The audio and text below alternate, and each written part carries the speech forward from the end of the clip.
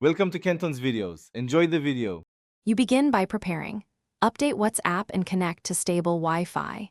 Once ready, unlock your phone and open WhatsApp. Make sure the account phone number matches. Then, tap Settings, go to Chats, and open Chat Backup. You need to find end-to-end encrypted backup.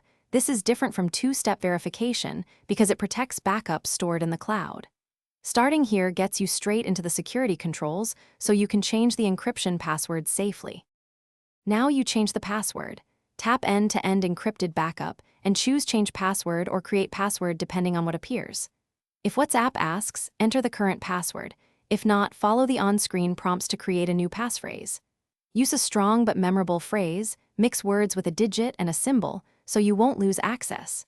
Make sure to confirm the new passphrase exactly.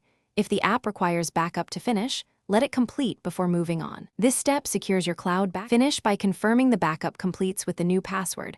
Watch for the confirmation screen or code. Once done, store the passphrase securely because WhatsApp cannot restore that encrypted backup if you forget it. If the change fails, make sure the app is updated, restart your phone, and retry on a reliable network. Sometimes backups stall and need a fresh attempt.